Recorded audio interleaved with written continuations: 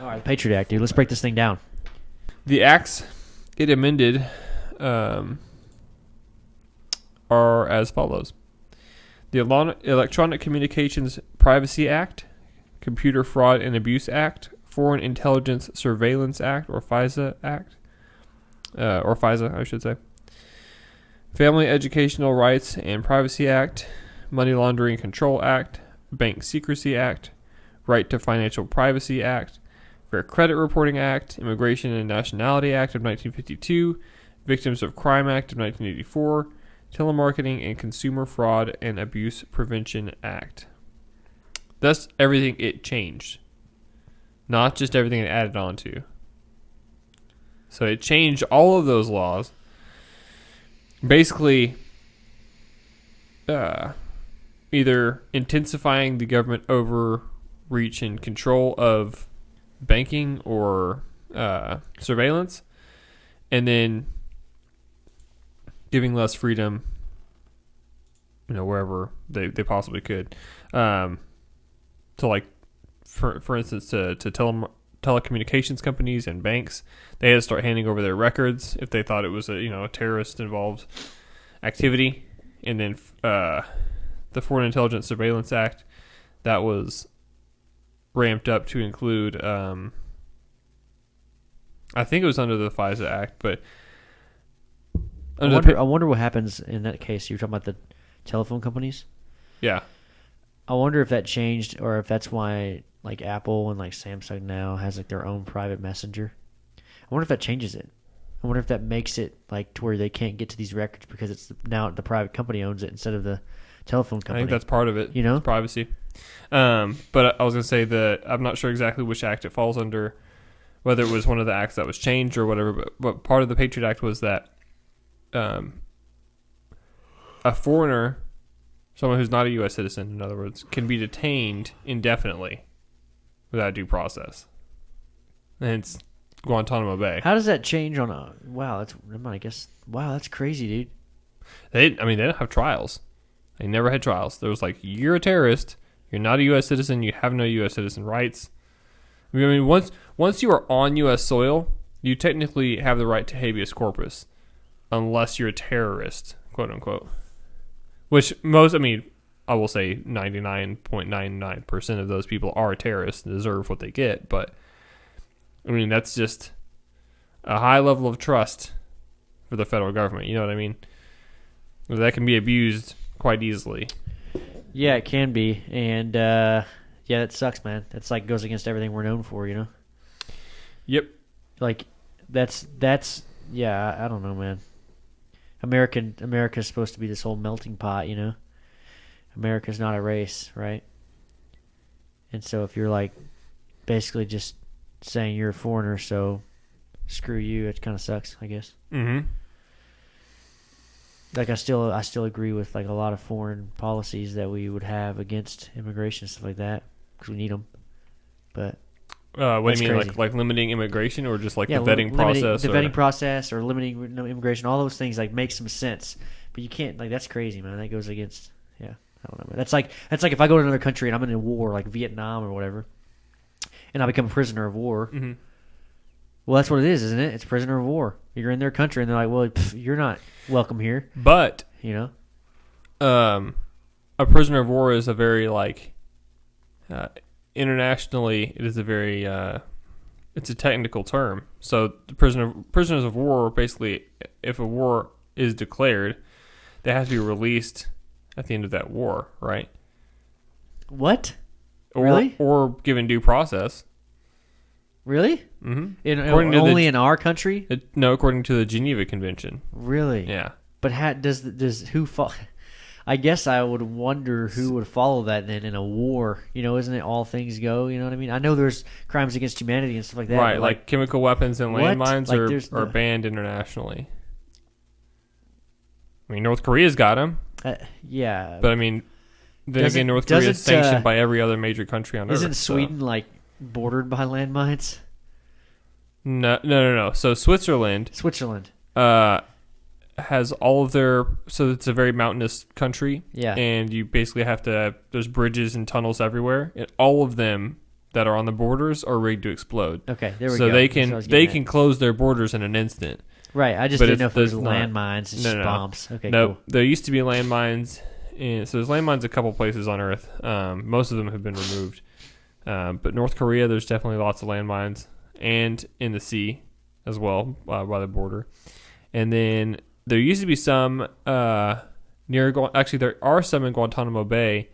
On the U.S. side, they actually got rid of them. In the late 80s, early 90s. And on the Cuban side, they are still there today. Because the Cubans were like, we don't want to spend the money to get rid of them. So the landmines? Uh-huh. But we got rid of ours in the early 90s. Okay, so landmine in the sea. Hold on, let me ask you this. Finding Nemo, right? Uh-huh.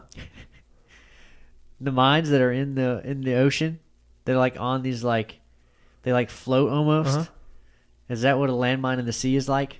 Yeah. Because I'm wondering, because it wouldn't blow up a ship. A ship wouldn't hit it, What do you mean? Or they just they float on the water. Well, they're not on the water. They are maybe 10 feet below, so you can't see them. Right. And there's something holding them to the there's an anchor. Yeah. Yeah. I'm just asking how they work. Uh-huh. I was literally, when you said that, I imagined Finding Nemo, and I was like, were they in North Korea, bro? Once basically something hits them, boom, they blow up. Gotcha. They've been around for hundreds of years too. It's not like a recent invention. So anyway, wow, man, wow. Yeah. But other aftermaths of well, I mean, the Patriot Act definitely was the main thing, right? It was like the number one, and how many bills before the Patriot Act were that big or that changed things that much? There's so many that get passed. I get it. But I mean, I don't know. Not bills, but constitutional amendments would have been the biggest ones. I can't really think of any other pieces of legislation that were that consequential. Yeah. Other than a federal amendment to the Constitution. So. And how long has it been since we had a federal amendment Constitution? 1970s, I want to say. Wow. Yeah. I can't remember exactly when it was, but the last. Let's see. I'll look it up. That's crazy.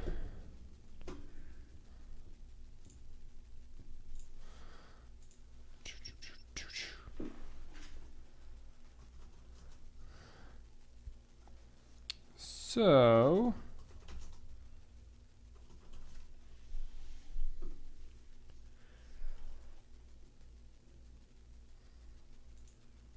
I guess the 27th. Is that what it was? Mm-hmm. What is it?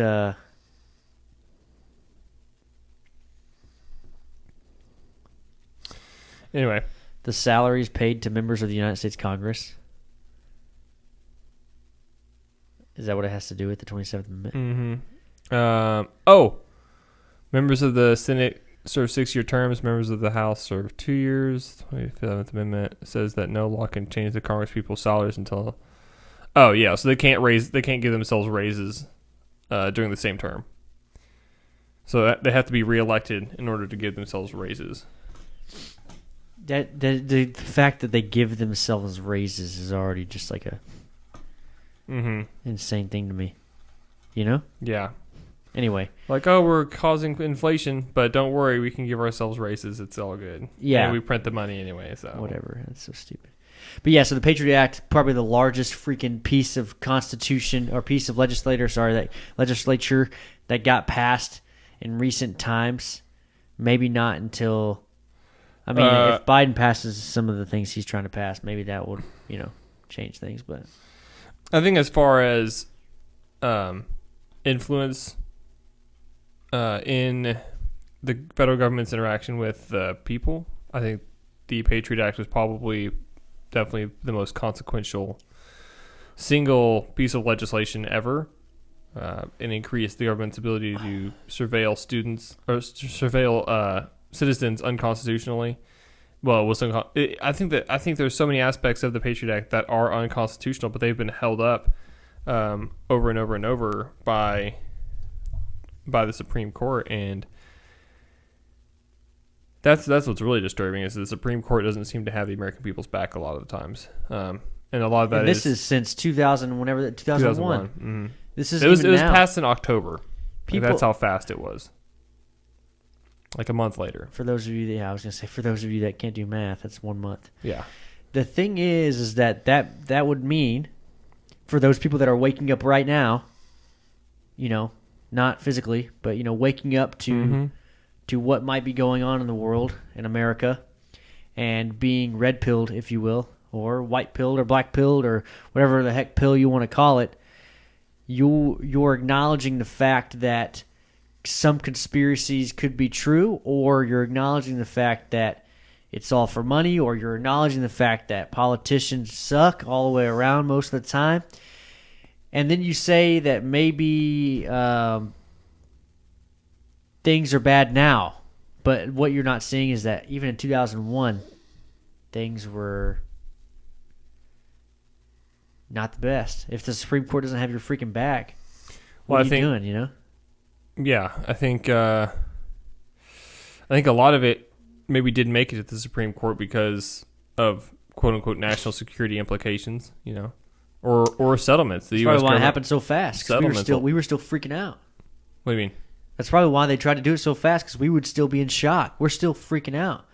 The American people can't do anything. Well, yeah. Well, the Americans wanted action at the time. They said, whatever we have to do to catch these terrorists, get it done so we can get them. And they're like, well, this is what we got to do. We basically got to tap everybody's phones. We got to collect all this metadata. We got to give the NSA more power than they've ever had. Since Nixon. Right. Toasty.